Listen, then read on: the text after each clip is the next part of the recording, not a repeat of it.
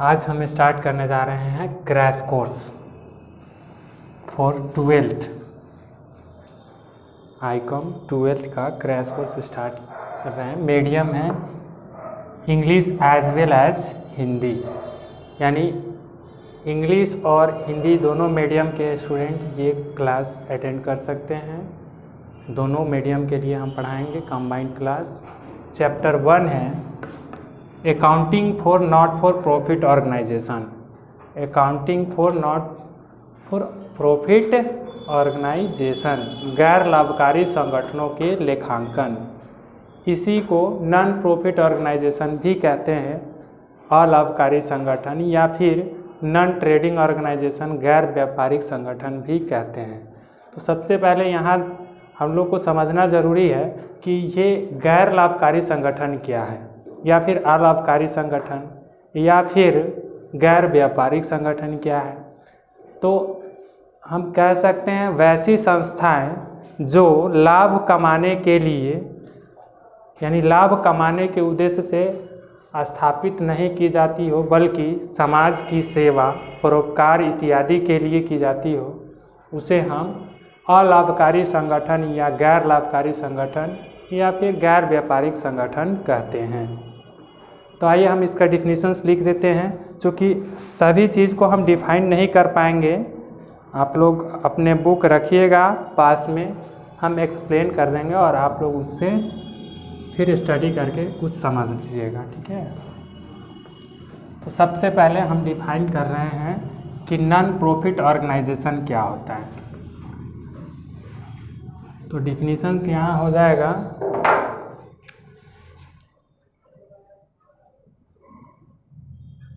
Non profit organisation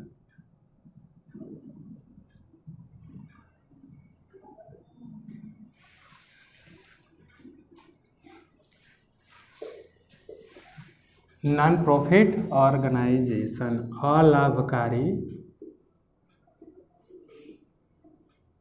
संगठन। अलाभकारी संगठन या गैर लाभकारी संगठन क्या होता है। तो वैसी संस्थाएं या संगठन, वैसी संस्थाएं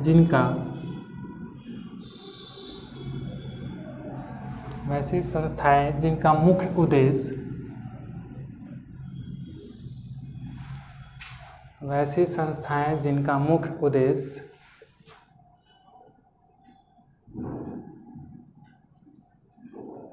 लाभ कमाना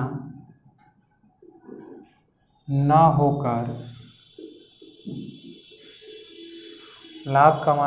होकर समाज की सेवा,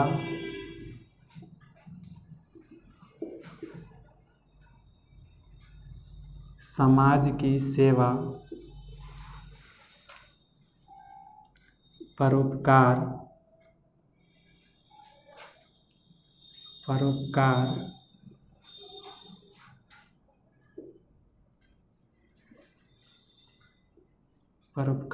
जन कल्याण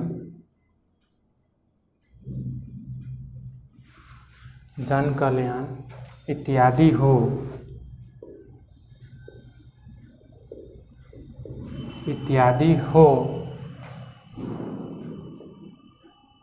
उसे हम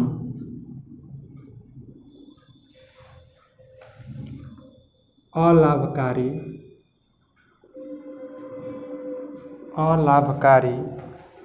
या गैर लाभकारी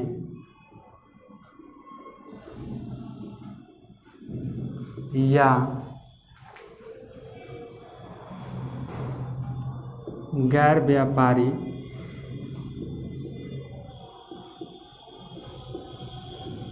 गैर व्यापारिक संगठन अथवा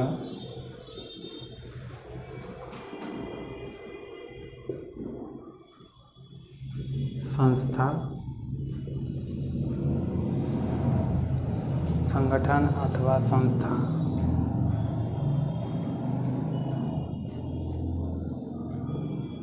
कहते हैं। जैसे अनाथालय, अनाथालय, पुस्तकालय,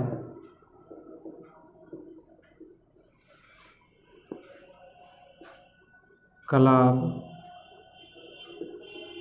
इत्यादि।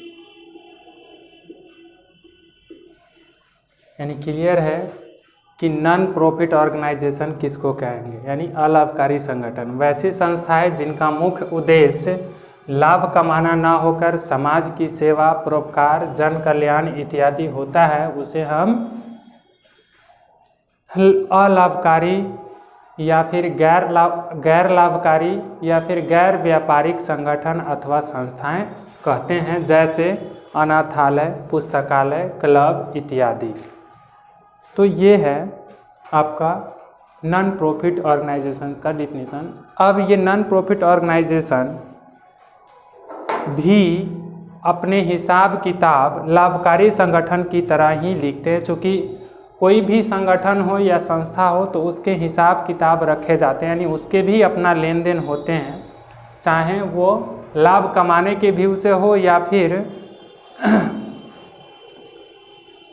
लाभ नहीं कमाने, यानी समाज की जन कल्याण सेवा, समाज की सेवा करना, जन कल्याण परोपकार इत्यादि के लिए हो। उसमें भी क्या होता है, ट्रांजैक्शन होते हैं, लेन देन होते हैं। तो जो संस्था लाभ कमाने के व्यू से अपना ट्रांजैक्शन करती है, यानी लेन देन करती है, जिनका मुख्य उद्देश्य लाभ कमाना होता है, उसको हम लाभकारी संगठन कहते हैं। और वैसी संस्था जिनका मुख्य उद्देश्य लाभ कमाना ना होकर समाज की सेवा, परोपकार, जन कल्याण इत्यादि होता है, उसे हम अलाभकारी संगठन कहते हैं। तो अलाभकारी संगठन भी लाभकारी संगठन की तरह अपने हिसाब किताब रखते हैं, है ना जी। तो लाभकारी संगठन भी अपना हिसाब किताब रखता है, तो सेम उसी के जैसा ये अलाभकारी संगठन भी हिसाब किताब रखता है। लेकिन थोड़ा सा अंतर क्या हो जाता है कि जो लाभकारी संगठन अपना अकाउंट तैयार करता है हिसाब किताब रखने के लिए, उससे थोड़ा सा अलग हट करके ये अलाभकारी संगठन अपना हिसाब किताब रखने के लिए खाते तैयार करते हैं। क्योंकि इनका मुख्य उद्देश्य लाभ कमाना नहीं होता है, तो ये थोड़ा अपने ढंग से हिसाब किताब रखेंगे और उसके लिए एक अलग खाते तैयार, मतलब खाते बनाते हैं। जैसे अब ये कौन कौन से खाते बनाते हैं, थोड़ा सा हम उस पर डिस्कस कर लें। तो ये जो खाते तैयार करते हैं, यानी अलाभकारी संगठन, अलाभकारी संगठन अपने हिसाब किताब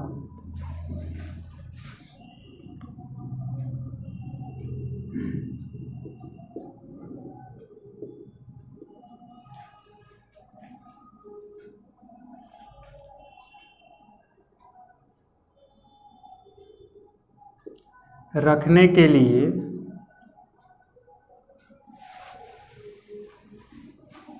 निम्न खाते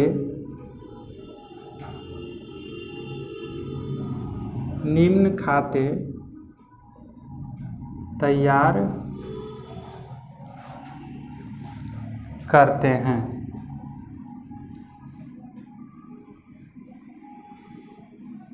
फर्स्ट में प्राप्ति एवं भुगतान खाता, प्राप्ति एवं भुगतान खाता।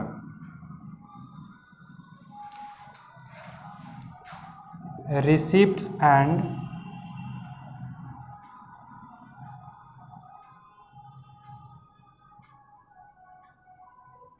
Payments account. दूसरा ये तैयार करता है आय व्यय खाता। तो ध्यान दीजिएगा, इस प्राप्ति एवं भुगतान खाता को receipt and payment account English में बोलते हैं, लेकिन कभी कभी क्या होता है, इस प्राप्ति एवं भुगतान खाता का नाम दूसरा भी हिंदी में रखा जाता है, जिसको हम बोलते हैं आगम शोधन खाता। आगम शोधन खाता, इंग्लिश इसका सेम रहता है। तो जब भी आपके एग्ज़ाम में कहीं आ जाए कि आगम शोधन खाता क्या है लिखने के लिए, तो समझिए कि प्राप्ति एवं भुगतान खाता ही है। प्राप्ति एवं भुगतान खाता को ही आगम शोधन खाता कहा जाता है। दूसरा में तैयार करता है ये लोग आय व्यय खाता, आय व्यय खाता, income and expenditure account, income and expenditure account, income and expenditure account, आय व्यय खाता। और तीसरे में ये बनाते हैं अपना आर्थिक चिट्ठा, आर्थिक चिट्ठा,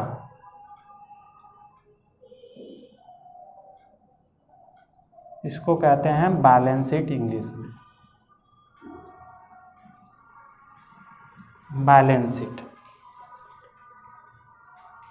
तो अभी अब यहाँ देख चुके हैं कि अलाभकारी संगठन अपने हिसाब किताब रखने के लिए निम्न खाते तैयार करते हैं। कौन कौन से? तो पहला है प्राप्ति एवं भुगतान खाता, रिसिप्ट एंड पेमेंट अकाउंट। दूसरा क्या है? आय व्यय खाता, इनकम एंड एक्सपेंडिचर अकाउंट। तीसरा क्या है? आर्थिक चिट्ठा, बैलेंस शीट। ठीक है, तो आइए अब हम समझते हैं कि प्राप्ति एवं भुगतान खाता क्या है, यानी इसको पहले हम जान लेते हैं, फिर उसके बाद बनाना स्टार्ट करेंगे। और वैसे भी इन सभी के जो डिफिनीशंस होगा, और इसके लिए अगर इस चैप्टर का नोट्स चाहिए आप लोग को, तो हमारे व्हाट्सएप पे कांटेक्ट करिएगा या फिर हमारे इंस्टाग्राम पे कांटेक्ट करिएगा, हम आपको सेंड कर देंगे। या फिर हमारे पेज पे NCTC मोतिहारी पेज है फेसबुक का, उस पर कांटेक्ट करिएगा, हम आपको इसका PDF सेंड कर देंगे, क्योंकि इसका एक हमारे पास नोट्स है, वो नोट्स तैयार किया हुआ है। उसमें आपको प्राप्ति एवं भुगतान खाता, आय व्यय खाता, आर्थिक चिट्ठा, इन सभी का डिफिनीशंस मिल जाएगा।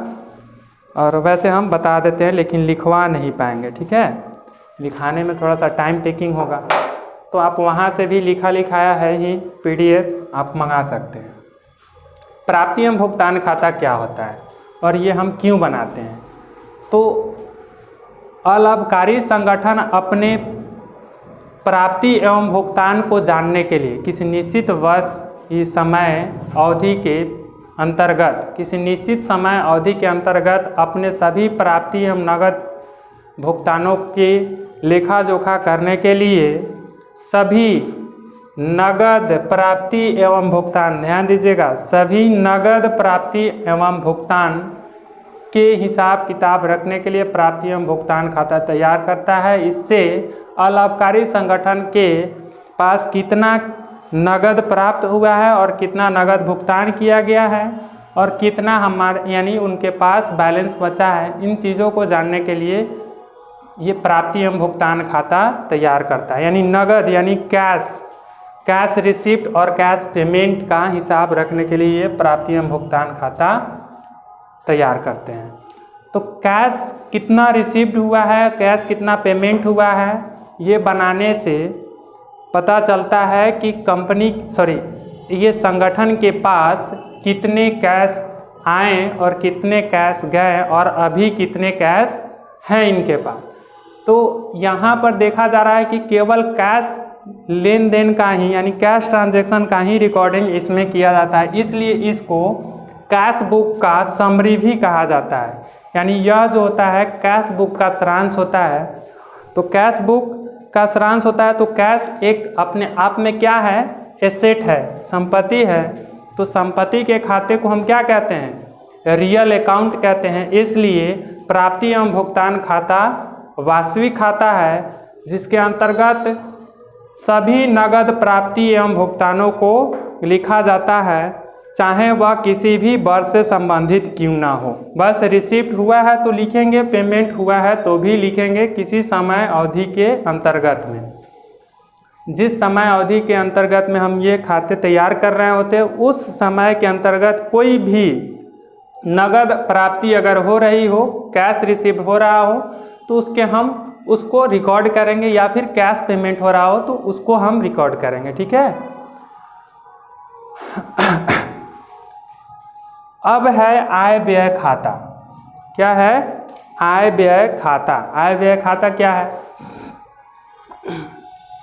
तो आय व्यय खाता अलाभकारी संगठन के समस्त आयगत आय और आयगत व्ययों का लेखा इसके अंतर्गत किया जाता है। यानी अलाभकारी संगठन के जितने भी आयगत आय एवं आयगत व्यय होंगे उनका recording income and expenditure account में किया जाएगा, और वो भी चालू वर्ष से संबंधित मात्र को ही, यानी केवल चालू वर्ष से संबंधित जो भी आइटम्स होंगे, रेवेन्यू इनकम और रेवेन्यू एक्सपेंडिचर, तो उन्हीं को लिखेंगे। अब सोचिएगा कि सर रेवेन्यू इनकम और रेवेन्यू एक्सपेंडिचर क्या है, तो मैं इसको आगे एक्सप्लेन करूँगा। फिर अभी इसका डिफिनीशंस पहले ज़रूरी है, फिर आगे हम रेवेन्यू इनकम और रेवेन्यू एक्सपेंडिचर को डिफाइन करके, यानी डिस्कस करके डिफाइन कर दूंगा, फिर आपका डाउट्स क्लियर हो जाएगा। ठीक है।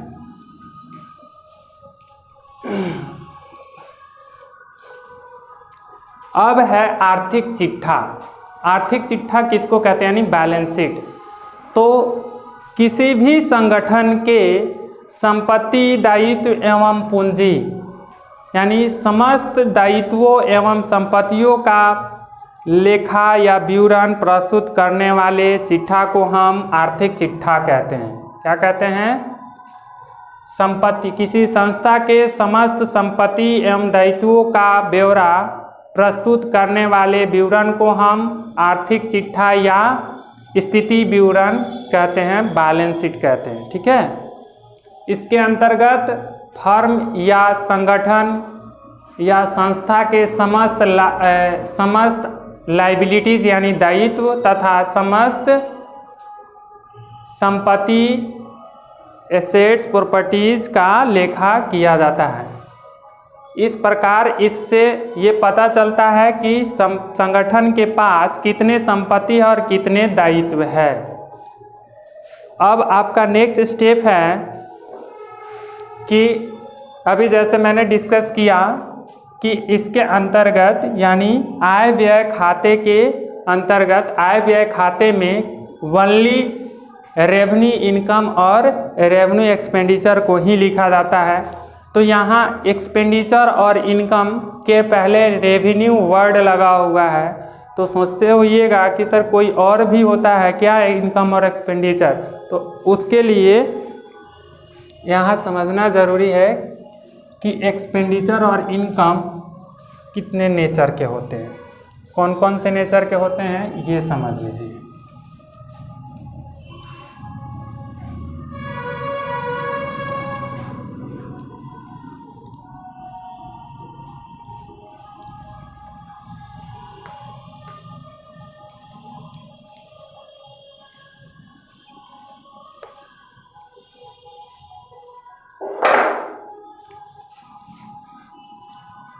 इनकम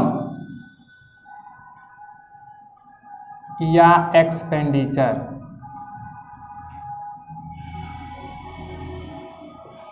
इनकम या एक्सपेंडिचर। इनकम का मतलब होता है आय, क्या होता है? आय। और एक्सपेंडिचर का मतलब होता है व्यय यानी खर्च।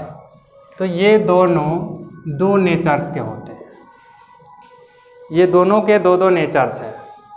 कौन कौन नेचर्स हैं? तो एक है ये रेवेन्यू नेचर के होते हैं, रेवेन्यू, और दूसरा कैपिटल नेचर के होते हैं। यानी इन दोनों का जो नेचर है, इनका नेचर दो तरह के होते हैं। क्या? रेवेन्यू और कैपिटल। इसको बोलेंगे आयगत और इसको बोलेंगे पूंजीगत। यानी इनकम और एक्सपेंडिचर, इन दोनों का नेचर जो होते हैं दो तरह के होते हैं, एक रेवेन्यू नेचर के होते हैं और एक कैपिटल नेचर के होते हैं। तो रेवेन्यू नेचर के इनकम और एक्सपेंडिचर कौन होते हैं? फिर कैपिटल नेचर के इनकम और एक्सपेंडिचर कौन होते हैं। तो ये जो है रिक्यूरिंग, इसमें भी रिक्यूरिंग का मतलब होता है जो बार बार आता है, उसको बोलते हैं आवर्ती, उसको बोलते हैं आवर्ती। इसको बोलते हैं, इसका जो नेचर होता है नॉन रिक्यूरिंग, इसका हिंदी होता है अनावर्ती। अब अनावर्ती और आवर्ती में क्या फर्क है, तो इस आवर्ती का मतलब होता है बार बार यानी आना। कोई आइटम्स है जो बार बार आता है, यानी बार बार आने वाली प्रकृति के जो इनकम या एक्सपेंडिचर होंगे उसको हम कहेंगे रेवेन्यू इनकम या एक्सपेंडिचर। और अनावर्ती मतलब कभी कभार यानी कभी कभार आने वाले नेचर के, प्रकृति के जो भी इनकम और एक्सपेंडिचर होंगे उनको हम बोलेंगे कौन चीज़, कैपिटल इनकम और कैपिटल एक्सपेंडिचर। ठीक है, यानी ये जो है आयगत आय और आयगत व्यय जो बार बार आने वाली प्रकृति की होती है, और ये कैपिटल नेचर के आय और व्यय कभी कभार आने वाली नेचर की होती है। जैसे मान लीजिए किसी संपत्ति का क्रय करते हैं तो वो कैपिटल नेचर का कहलाएगा, क्योंकि एक संपत्ति फिर दोबारा बहुत कम समय में नहीं खरीदा जाता है। जब तक उस संपत्ति का प्रयोग करते करते उस संपत्ति का वैल्यू ख़त्म न हो जाए या फिर वो संपत्ति हमारे उपयोग के लायक न हो जाए, उपयोग के लायक जब न हो जाता है, यानी जब हमारे उपयोग के लायक नहीं रहता है, तब हम उसके अलावा फिर दोबारा उसको हम खरीदते हैं। कोई भी संपत्ति हमारे पास है जो जिसका उपयोग है, तब तक उसी का उपयोग करेंगे, जब वो हमारे उपयोग लायक नहीं होगा तब उसको हम हटा देंगे और फिर उसी संपत्ति को दोबारा हम क्रय करेंगे। तो इस तरह के जो संपत्ति हम क्रय कर रहे हैं तो वो कभी कभार आने वाली नेचर का, एक संपत्ति खरीद लेंगे तो 4 साल 5 साल 2 साल तक वो चलता रहेगा। लेकिन ये जो है आयगत प्रकृति के आय और व्यय जो होते हैं, तो वो अगर मान लेते हैं जैसे स्टेशनरी है, तो स्टेशनरी भी एक सामान ही है, उसको क्रय करते हैं तो खर्च होता है।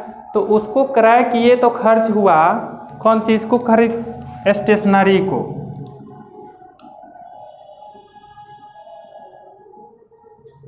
स्टेशनरी अगर हम क्रय करते हैं तो इसमें भी खर्च हो रहा है, लेकिन स्टेशनरी में जैसे मान लीजिए पेन है, कॉपी है, तो इस सब का अगर ख़रीदारी करते हैं तो पेन और कॉपी बहुत कम दिन तक चलता है और फिर इसको दोबारा खरीदना पड़ सकता है 1 साल के अंदर में ही।